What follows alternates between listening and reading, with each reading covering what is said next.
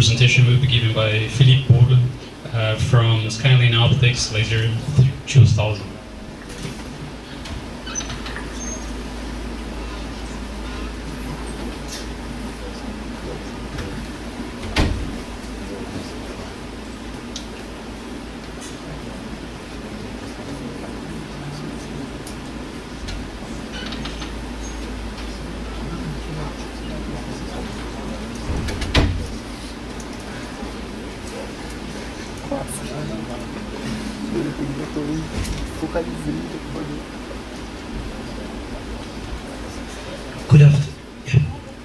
Good afternoon, everybody. Then after Paul Eric, it will be very easy because he was on the physical layer, on the transmission. We are also on the physical layer, but not on the passive side, on the active side. I will try to give you a small explanation between the two companies, as my colleague Rodinei, who is the director of Skylane Optics do Brazil, based in Campinas, and myself, I'm coming from Europe. Laser 2000 is a company existing since 1986 in Europe. We have about 140 people covering all the European market, and we run about 50 million euro. We're mainly dedicated to photonics and telecommunication application. In terms of the optical technologies, the market has been changing a lot since 2000, since the .com. And then it's a reason why we decided about 4 years ago to develop our own optical components. That means that today we are mainly producing in China, and we are really interested to enter the South American market.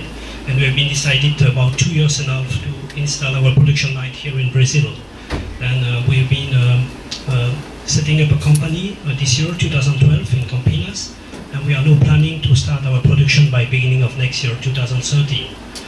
It's not an easy way because it's a lot of product inside an optical transceivers, but we expect after 2 years to have the three-phase production vertically integrated in Brazil. It will be a challenge, but I will say I've been in the last 2 years now traveling in Brazil, and I've been very impressed by all the knowledge that we can find in university and research center here in Brazil.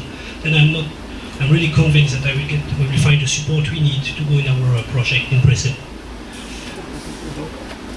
And also after, it's something that we have been promoting since 1 year and a half on exhibition. We try also to promote a plastic optical fiber, which is totally different from glass optical fiber. On the optical transceiver, as you know today, nearly all the telecommunication platforms are using pluggable optics. Okay? It's all in all the field, and you can have them in long-haul application, metro core, metro access, and fiber to the home. Data center are using industrial and military application also are using optical transceivers. We are producing, we have today partners in Europe, Asia and Brazil. In Europe we are mainly working with operators as Tele2, Teliasonera, Teledor, British Telecom, Free, SFR, Portugal Telecom. And we have in Belgium our own laboratory where we're making all the design and the qualification of the transceivers. We have a full range of products that perhaps you don't know what that means, but from I will say low speed device for fast data up to 10 gig, and we have been introducing 40 gig at ECOC in Amsterdam in September. As I told you, I'm mainly here to promote on the Brazilian market and Mercosur. We want to implement a production line to work with the international system manufacturer, the local system manufacturer, and also the operators. Use a production line in Brazil to approach the Mercosur market also, and then implementing R&D for new development in collaboration with university and research center. Beside this, as I told you, we are on the physical layer. We've been working on the transport network, but today everybody is going fiber to the home. As you know, you have all of you a lot of equipment you are using, tablet, HDMI, high definition screen, smartphone. The major problem is the transport in the house. That means here at Futurcom, we were showing transport in the house based on plastic optical fiber, where we are using a very specific product. If you are interested, we have a demo running. You can see at the coffee break at 4 p.m. where we are able to transport gigabit Ethernet over both plastic optical fiber, and we can transport multimedia. And in parallel, because a few people were asking, okay, yeah, it's nice to come with this technology, but do you have a standardization coming? I can tell you yes. We are now in discussion with FIA, where we work on a standard for gigabit transmission over plastic optical fiber. Just to give you an idea how we can be simple in the installation. This is what you know in your house or in your building. When you replace with a switch wall plug, okay, with a POF, this is the size you have.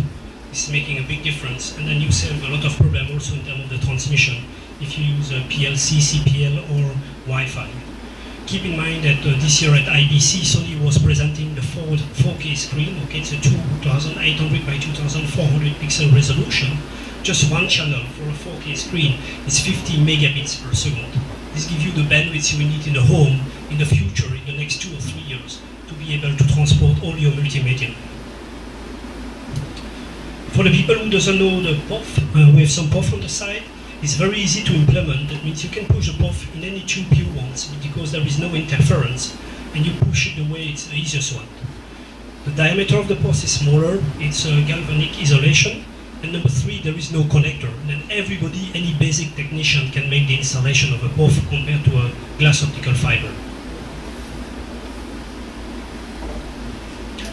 Now, as you know, we are moving on a smart home ecosystem. That means the people want to have more and more flexibility in terms of what they can do, in terms of services in the house, and then we are able with this transport network in the house to accommodate the different requests. Also, our system is IP based, but we have also a server who can convert satellite to IP, who can allow us from DVB-S or S2 or from DVB-T or from DVB-C to convert to IP and to make the full transport in the building.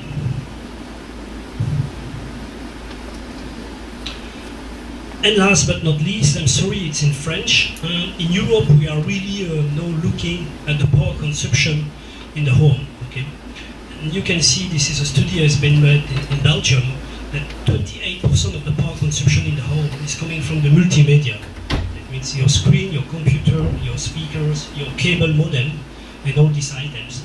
That means due to the fact that we are now deploying a transport in the house with the POF fiber, we are now working with a few research centers on a way to make a smart grid components who can make a mapping of your equipment in the house and give you in real time a lot of functionalities. That means this is a new standard who will come in the market. It's called digital straw.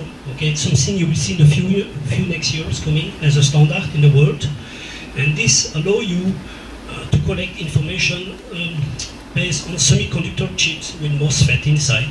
That means this chip can have a different functionality. It has 6 functionalities. Number 1, it can be a switch you make on-off, very simple. Number 2, it can be a timer, very nice. Number 3, is able to communicate, and it can give you a real-time power consumption of your equipment. Number 4, is able to measure the temperatures. And number 5, is able to store data, make acquisition of data. And this type of technology is used through the power line. There is no Wi-Fi, there is no CPL, PLC, no Zigbee or Wi-Fi. It's really through the power line. And if you're interested, we have a demo running also on the side of the coffee break. Okay, so just I wanted to show you about the company. As I told you, we are now starting. We look after partners in terms of research and development. We have a lot of ideas also. It will be interesting to understand what are the interests here in Brazil about the different product we can also have, because we have different ideas behind this. We need aggregation to the customer level, to the energy level, and then there are a lot of things behind what can be done. And as now we are in Brazil, it will be very interesting to find a partner here in Brazil. Thank you.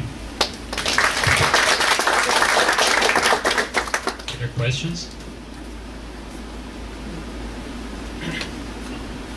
I have a question. How do you see the collaboration with universities? Don't worry, we will help you. Okay. Just one thing, I heard this morning you have a soccer game here. You know, it's Brazil against Colombia this evening, yeah? Okay, then good luck.